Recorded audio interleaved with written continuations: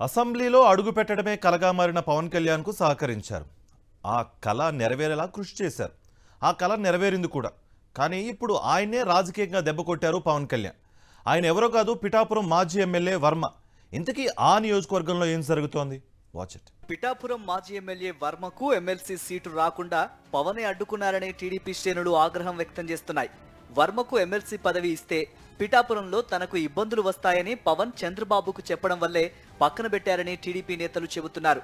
తనకు ప్రోటోకాల్ సమస్యలు వస్తాయని, వర్మకు ఎమ్మెల్సీ సీటు ఇవ్వొద్దని స్వయంగా పవనే చంద్రబాబుకు చెప్పారని రెండు పార్టీలోనూ చర్చించుకుంటున్నారు.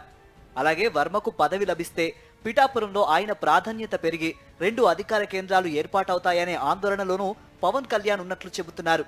అదే జరిగితే వచ్చే ఎన్నికల్లో మళ్లీ తాను అక్కడి నుంచి పోటీ చేయడం కష్టమవుతుందనే భావనలో ఆయన ఉన్నట్లు జనసేన వర్గాలు చెబుతున్నాయి. వర్మ ఎమ్మెల్సీ అయితే నియోజకవర్గానికి చెందిన కూటమి నేతలు ఆయన వద్దకే వెళ్తారని, ఇది రాజకీయంగా తమకు నష్టమని పవన్ అంచనా వేస్తున్నట్లు సమాచారం. ఎన్నికల్లో పవన్ కళ్యాణ్ కోసం ఎమ్మెల్యే సీటు త్యాగం చేసిన వర్మకు ఇది తీరని అన్యాయమని టీడీపీ శ్రేణులు ఆందోళన వ్యక్తం చేస్తున్నాయి.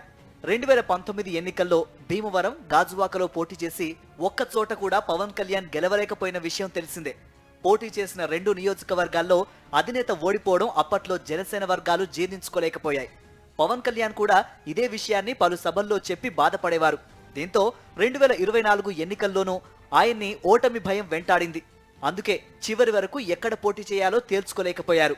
రకరకాల సమీకరణాల తర్వాత పిఠాపురం అయితే బాగుంటుందని పొత్తులో ఆ సీటును తీసుకున్నారు. కానీ టీడీపీ శ్రేణులు మొదట దీన్ని తీవ్రంగా వ్యతిరేకించాయి.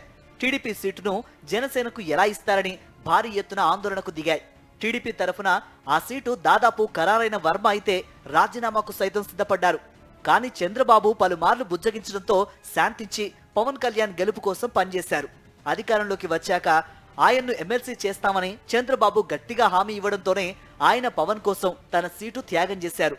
పిఠాపురం టీడీపీ శ్రేణుల్ని బ్రతిమలాడి ఆయన పవన్ కోసం పని చేయించారు. పవన్ కూడా వర్మ రాజకీయ భవిష్యత్తుకు ఇబ్బంది లేకుండా చూస్తానని అంతర్గతంగా చెప్పినట్లు ప్రచారం జరిగింది.